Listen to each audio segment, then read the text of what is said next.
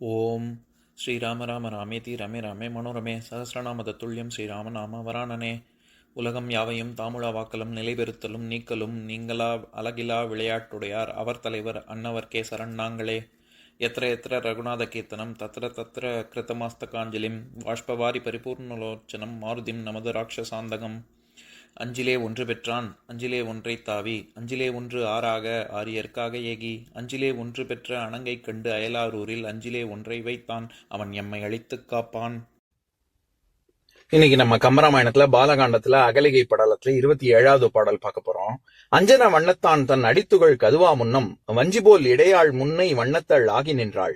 நெஞ்சினால் பிழைப்பு இலாளை நீ அழைத்திடுக என்ன கஞ்சமா மலரோன் அன்ன முனிவனும் கருத்துள் கொண்டான். இதுதான் பாட்டு. இப்ப நம்ம பதம் பிரிச்சு பொருள் பார்க்கலாம். அஞ்சன வண்ணத்தான் தன் மை போல் கரிய திருமேனியுடைய ராமனது அடித்துகள் திருவடிப்பொடி கதுவா முன்னம் தன்மேல் படுவதற்கு முன்பே வஞ்சி போல் இடையாள் வஞ்சிக்கொடி போலும் இடையுடைய அகலிகை முன்னை வண்ணத்தள் பழைய வடிவத்தை ஆகி நின்றாள் உடையவளாக எழுந்து நின்றாள்.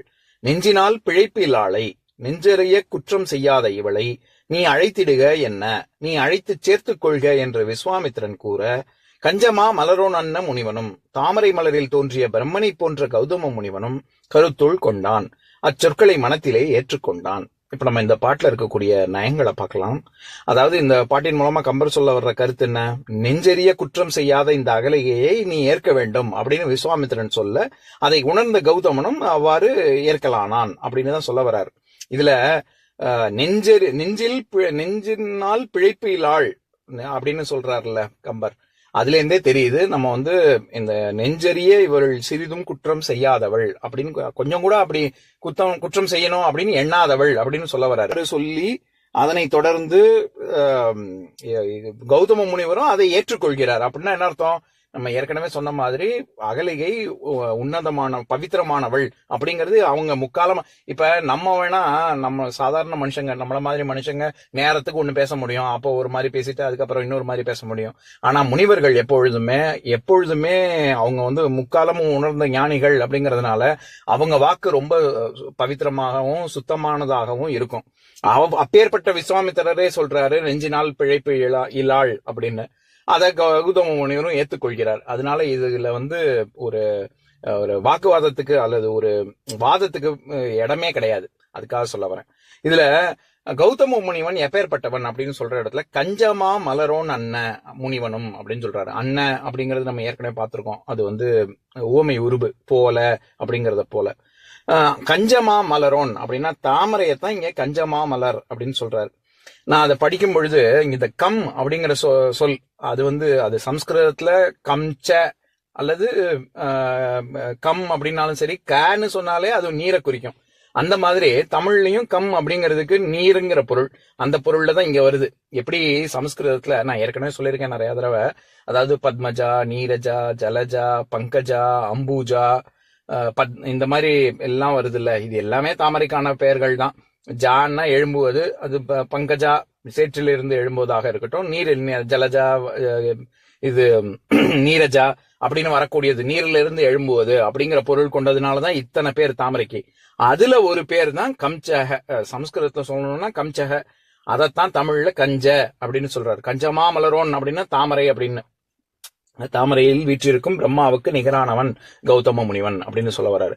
இந்த கம்ங்கிற சொல்லுக்கு நீருங்கிற பொருளை தவிர வெண்மை, ஆடு, அப்புறம் கபாலம், காற்று, தலை, உயிர், மேகம், பிரம்மன், வீட்டின்பம், இப்படி பல பொருள் இருக்கு. 10க்கும் மேற்பட்ட பொருள் இருக்கு. இதை படிக்கும் பொழுதுதான் எனக்கு தோணுச்சு, அதாவது எனக்கு ரத்ன கம்பளம் விரிச்சாங்க அப்படின்னு சொல்றது, இல்லாட்டி சிவப்பு கம்பளம் அப்படி ரெட் கார்பெட் வெல்கம் அப்படின்னு சொல்றோம்ல, அந்த கார்பெட்டுக்கு நம்ம கம்பளம்னு சொல்றோம். அதனாலதான் நம்ம கம்பளி போர்வை, ரொம்ப திக்கா இருக்கக்கூடிய உல்லன் பிளாங்கெட்டுக்கு நம்ம கம்பளி போர்வைன்னு சொல்றோம்ல. இது எல்லாமே ஏன் சொல்றோம்னா, கம்பளம்னா கம்முனா வெண்மைன்னு பார்த்தோம். கம்பளம்ங்கிறது செம்மறி ஆட்டை குறிக்கும். நம்ம செம்மறி ஆட்டினுடைய மயிரை கொண்டுதான் நம்ம அந்த உல்லு நம்ம துணி நெய்யறாங்கல்ல, நெசவு, அந்த மாதிரி இருக்கிறதுனாலதான் அதை கம்பளி போர்வை கம்பளம் அப்படின்னே சொல்றோம். இதெல்லாம் வந்து எனக்கு இந்த கம்சக அப்படின்னுங்கிற சொல்ல பத்தி படிக்கும்பொழுது எனக்கு இதெல்லாம் தெரிய வந்தது. அது ரொம்ப சுவாரஸ்யமா இருந்தது, அதனால தான் சொன்னேன். இப்ப நான் பாட்டை இன்னொரு தடவை படிக்கிறேன் கேளுங்க. அஞ்சன வண்ணத்தான் தன் அடித்துகள் கதுவா முன்னம் வஞ்சி போல் இடையாள் முன்னை வண்ணத்தள் ஆகி நின்றாள். நெஞ்சினால் பிழைப்பில்லாளை நீ அழைத்திடுக என்ன கஞ்சமா மலரோ நன்ன முனிவனும் கருத்துள் கொண்டான். இன்னொரு நாள் இன்னொரு பாட்டு பார்க்கலாம். ஓம் शान्ताकारं भुजगशयनं पद्मनाभं सुरेशं विश्वाधारं गगनसदृशं मेघवर्णं शुभाङ्गं लक्ष्मीकान्तं कमलनयनं योगिहृद्यानगम्यं वन्दे विष्णुं भवभयहरं सर्वलोकैकनाथम्. உம்பரோடு இம்பர்காரும் உலகம் ஓர் ஏழும் ஏழும் எம்பெருமான் என்று ஏத்தி இறைஞ்சி நின்று ஏவல் செய்ய தம்பியரோடும் தானும் தருமமும் தரணி காத்தான் அம்பரத்து அனந்தர் நீங்கி அயோத்தியில் வந்த வள்ளல். ஓம் பூர்ணமதः பூர்ணமிதம் பூர்ணாத் பூர்ணமுதஸ்யதே பூர்ணஸ்ய பூர்ணமாதாய பூர்ணமேவாவசிஷ்யதே. ஓம் சாந்தி சாந்தி சாந்திः. ஓம் சர்வேஷாம் ஸ்வஸ்திர்பவது சர்வேஷாம் சாந்திர்பவது சர்வேஷாம் பூர்ணம் பவது சர்வேஷாம் மங்களம் பவது. ஓம் சாந்தி சாந்தி சாந்திः. ஓம் சர்வே பவந்து சுகினः सर्वे सन्तु निरामयाः सर्वे भद्राणि पश्यन्तु मा कश्चित् दुःखभाग् भवेत्. ओम शांति शांति शांति.